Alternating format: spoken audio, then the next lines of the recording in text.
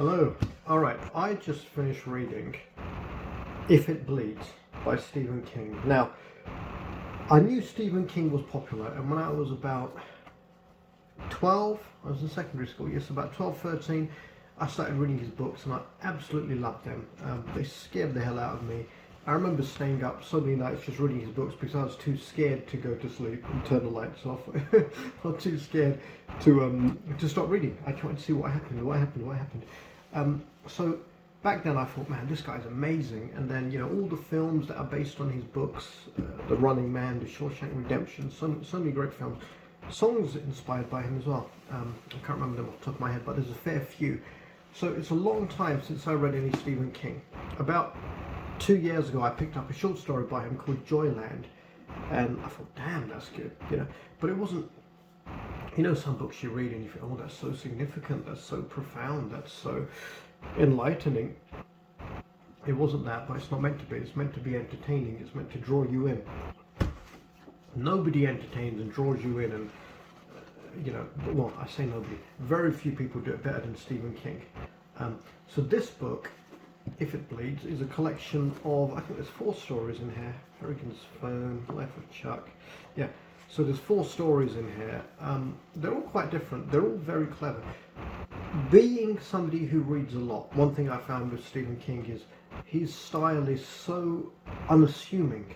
It's he doesn't unnecessarily use big words or create really vivid descriptions, or nothing, no single passage makes you think wow, but it gets into your head. He creates almost images and almost happens and what ifs, and it just sticks with you, and that's what scares you. You're walking around and you imagine, maybe, what if that happened, possibly, what could that look like. He makes you engage your own imagination in the story, which I think is very powerful. The stories themselves are brilliant. I mean, he's written so many books. I didn't know this, but check this out. When I read this made me stop and say, wow, here we go. Where is it? No, can't find it now. Stephen King is the author of more than 60 books, all of them international bestsellers. What? Most people will be happy to write one, so he's written 60. And he really is so good. For a long time, I stopped reading Stephen King. I thought, oh, he's so popular, it almost became like, I don't know, reading one of these idiotic Now magazine or People magazine. It's just, how can it be that popular and not be trash? But he's that popular because he's actually that good.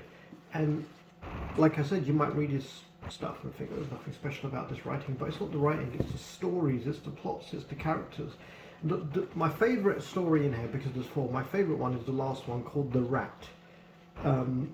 It's about a guy trying to write a novel. I'm not even going to tell you anymore, but if you want to read a really well told, really well crafted story that actually gets you thinking, imagining and everything, read anything by Stephen King. This, I think, is a good place to start, because it's not a 400, 500, 600 page novel like some of his can be. It's the whole book is 392 pages, and there's 4 stories in there, and they're so good. Yeah, as a story writer, I don't think there's many people better than him, and the book sales seem to agree with me. Yeah, every single book an international bestseller. But if you've not read any Stephen King, give it a shot, and this is a good place to start. I guess any of his books are a good place to start. If you have, but you hadn't read him for a while, because you think, oh, Stephen King again. Stephen King is, he's everywhere, but he's so good. I'm actually tempted to just maybe look for a whole bunch of Stephen King books now. Not with nothing else in between them, but as a story writer, as a guy who crafts characters and creates scenes and makes you do some of the work, so it's not as easy as watching a film, but it's so much more rewarding as well. He's so good. He's so good. I would give this book, I want to look for a reason not to give it 10 out of 10, but I would give it 10 out of 10.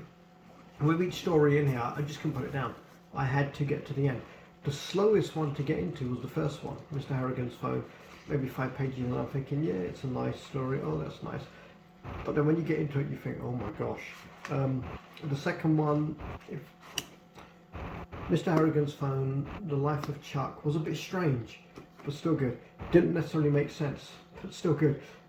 If It Bleeds, that was good. And my favourite one, The Rat, the last one. The Rat is brilliant. If you get this book and you only want to read one story, read the final one, The Rat. I love that. Yeah, very, very good. 10 out of 10. Why not? Read some Stephen King.